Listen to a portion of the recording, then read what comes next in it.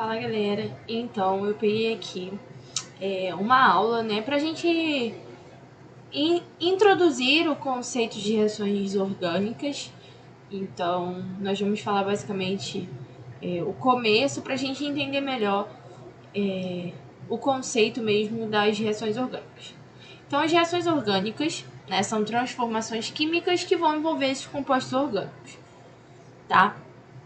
Então aqui, por exemplo, a gente tem o CH3, COOH, né, reagindo com um álcool. E aí a gente tem a formação aqui, né, de um éter. Né, a gente vai ver aqui, na verdade um éter não, uma acetona, porque CO é C-O, né, então a gente tem uma acetona mais água, tá? Então isso é um exemplo de uma reação orgânica.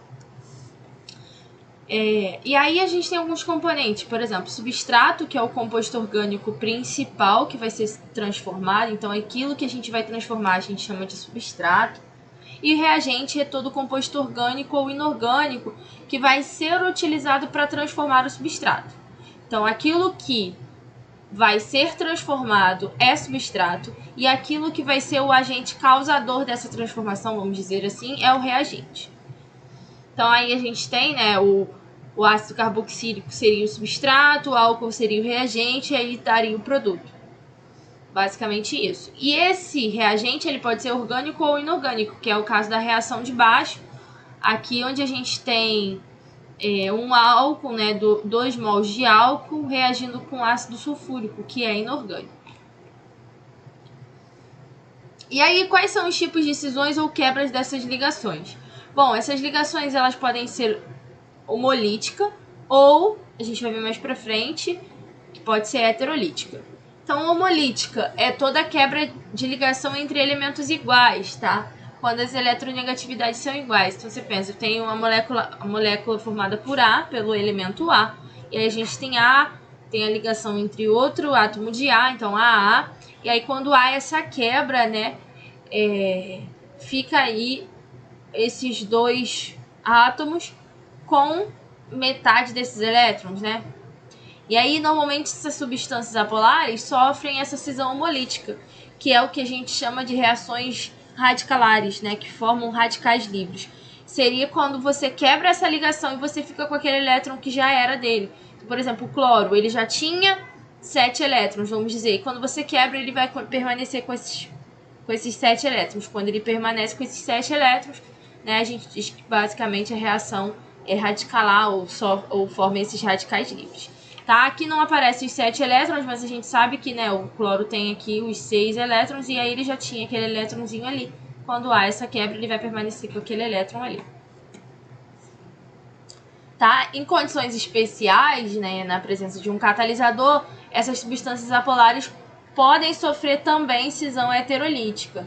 E aí a cisão heterolítica, se a gente for ver, forma, na verdade, cargas, né, e não lá aquela divisão lá dos elétrons. Tá? Então tem essa diferença.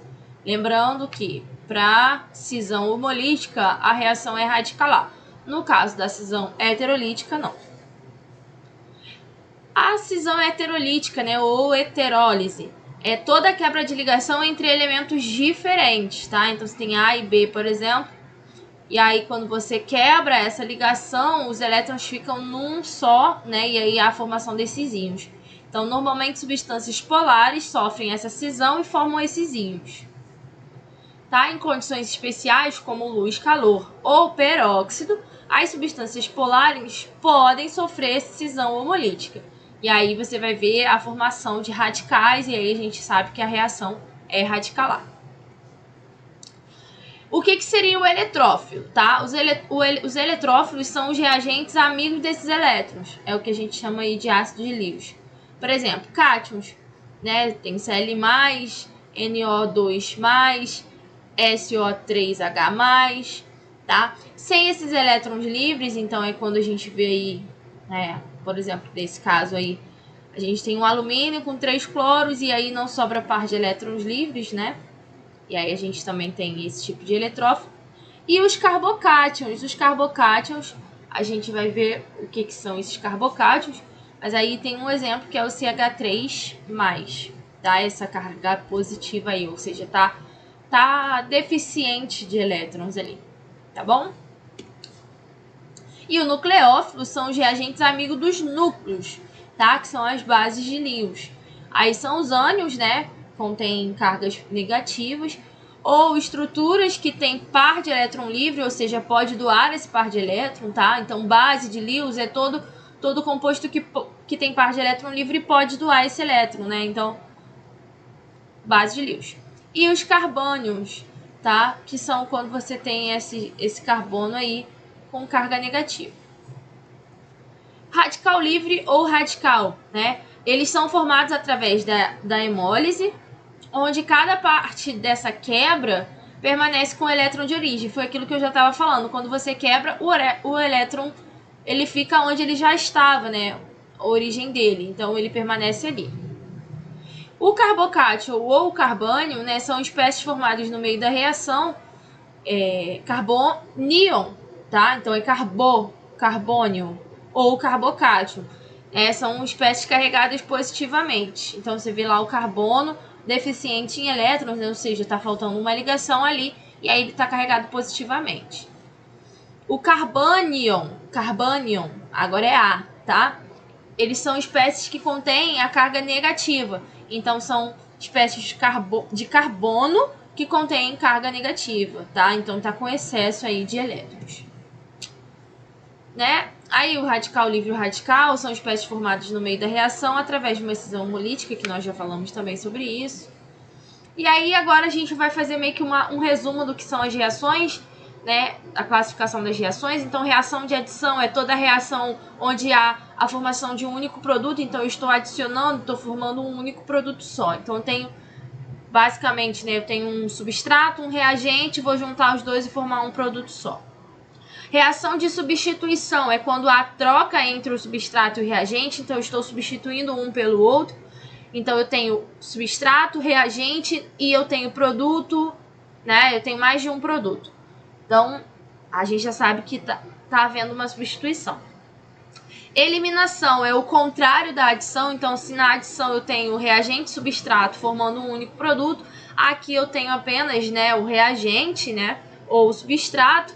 E aí você tem essa perda e aí gera vários produtos. Então, é o contrário. Eu tenho uma coisa formando mais de uma. Na adição, eu tenho várias coisas formando uma. Basicamente isso. A desidratação é quando há perda de água, né? Então, também é uma reação de eliminação. Então, se está perdendo água é porque está eliminando. A oxidação é quando o NOx da espécie do substrato aumenta, então ele oxidou, né? Aí a gente já conhece um pouco sobre isso também. E redução é quando esse NOx diminui, tá? E aí a gente sabe que se tem variação de NOx, a gente tem reações de oxirredução. E a reação de polimerização é quando há formação de moléculas grandes, tá? Várias moléculas menores vão se juntando, dando origem a uma molécula muito maior, que são, né, os polímeros, que é o que a gente conhece como macromoléculas, tá?